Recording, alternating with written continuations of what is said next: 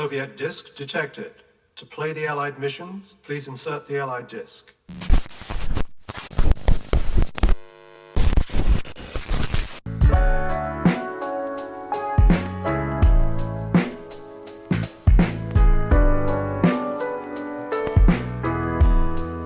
Hello everyone, I'm a Broken Robot. The superhero genre has been overdone in recent years and has overstayed its welcome.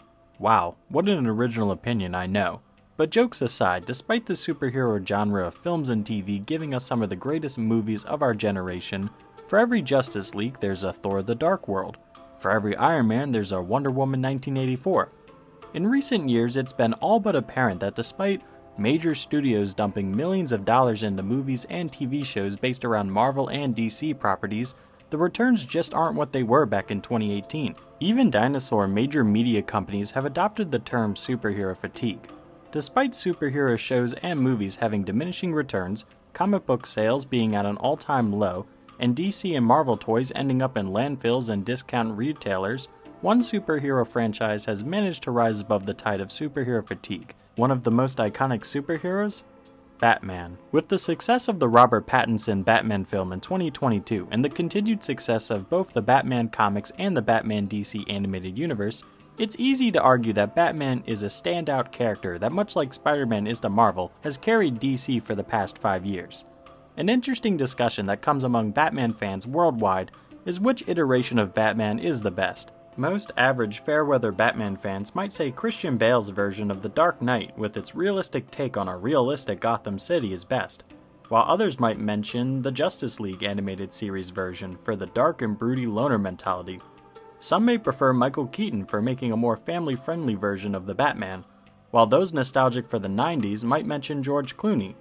A loud minority will champion Adam West for being the OG Batman, and an even louder minority will die on a hill claiming that Ben Affleck gave live-action Batman the new coat of paint needed to keep the DC universe relevant.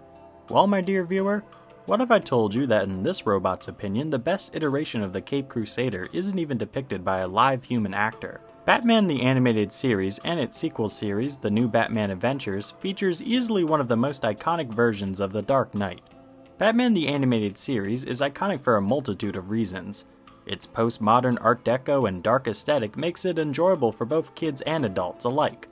And the focus on world building and fleshing out Gotham City's underworld shows a side of the Batman universe we've yet to see replicated. The series' focus isn't solely on Batman, often using entire episodes to flesh out the various villains he faces and their often misunderstood nature or dark backstories, which adds a level of detail some could argue has yet to be replicated by any other superhero medium. However, for this video I'd like to focus more on the titular Batman, voiced by the legendary voice actor Kevin Conroy. Much like in other versions of the Batman universe, Bruce Wayne suffers the same tragic backstory, with his parents being murdered in a back alley by an armed thug, which makes Bruce determined to fight crime and be the hand of vengeance for the people of Gotham. Unlike most versions of Batman, in the animated series, while Bruce Wayne is haunted by his past and lives in the shadow of his grief, he doesn't let it control his life.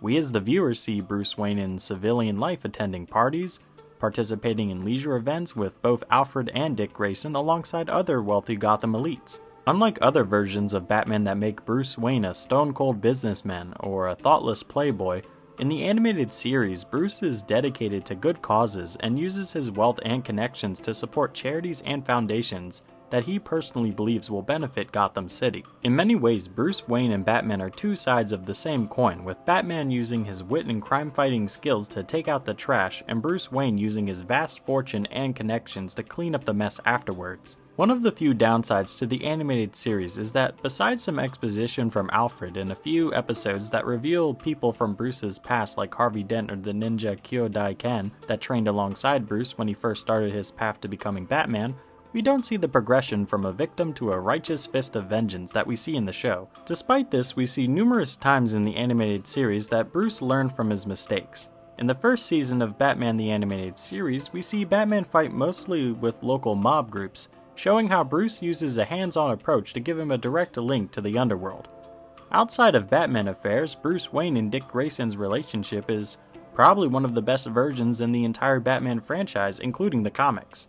After Dick Grayson's parents are murdered in a freak accident orchestrated by mobster Tony Zuko, Bruce can't help but recall his own trauma with seeing his parents die, and offers to take Dick in and help him train to be able to seek the justice for his parents' murder. Here we see Batman and Robin work not just as the dynamic duo, but as friends and comrades dedicated to fighting crime, not letting their status as a victim get in the way of their thirst for justice, trusting the legal system to do its work, and only using violence to defend themselves and the innocent.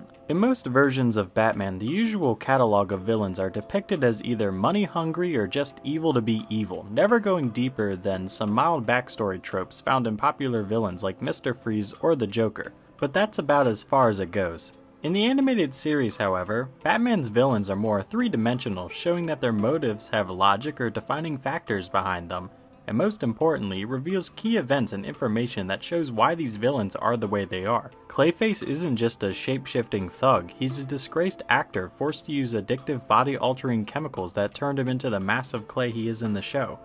Harley Quinn isn't just Joker's bimbo sidekick, she's an emotionally vulnerable psychiatrist that's in a constant state of Stockholm Syndrome, leading her to do whatever the Joker tells her to do.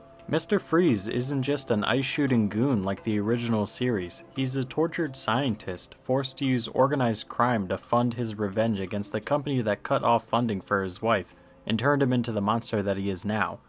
These more three-dimensional villains play directly into what makes Kevin Conroy's version of Batman just so interesting. The Gotham Knight isn't just there to beat up the bad guys, but he's also there to try and save and rehabilitate these tragic lost souls. Despite Two-Face blaming Batman for the accident that caused his horrific accident, Batman saves him from being killed by local mob bosses, and Bruce Wayne pays for the surgery that ends up fixing his face.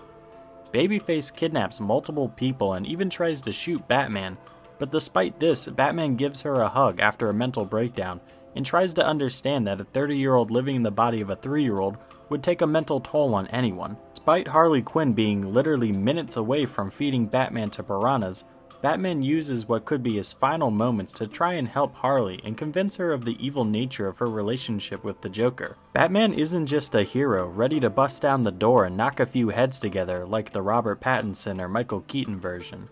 The animated series Batman tries to understand, help, and rehabilitate his more sympathetic villains. Even when dealing with less sympathetic villains like Scarecrow, Bane, and of course the sadistic Joker, Batman sticks to his code and never takes a life, and always sends his villain to Arkham Asylum for rehabilitation or Blackgate Prison to serve time for their crimes. What makes the animated series special compared to other versions of live-action Batman shows and movies is that much like the original Adam West series, Batman works directly with law enforcement and treats Commissioner Gordon as a friend and an ally. While some on the police force, like Detective Bullock, see the Batman as a menace that gets in the way of law enforcement, most within the Gotham Police Department view Batman as a good element for the city. While it would be unfair for a beat cop to assume that Batman could stop all crime within Gotham City on his own, the simple idea that the Batman is out there somewhere on the streets of Gotham is enough to boost the confidence of the Gotham Police Department and put enough fear in the mob and the criminal elements of the city for crime to lessen as the series continues. While everyone will have their personal favorite version of Batman, when they stack up next to one another, many online, including myself, believe that Kevin Conroy's version of Batman in the animated series is the model Batman.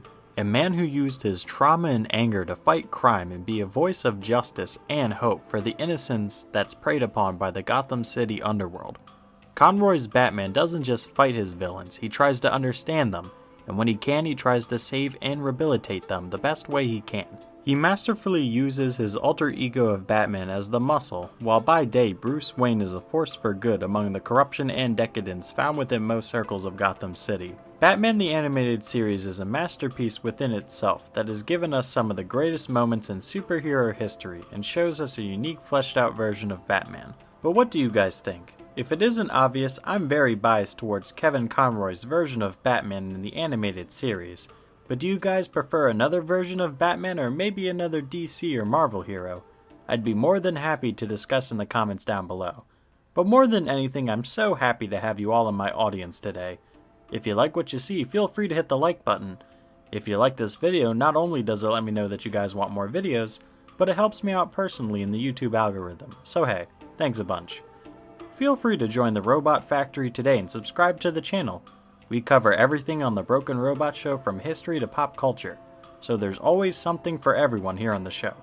I hope you all have a great day, keep your bat utility belt on you at all times, and stay cool.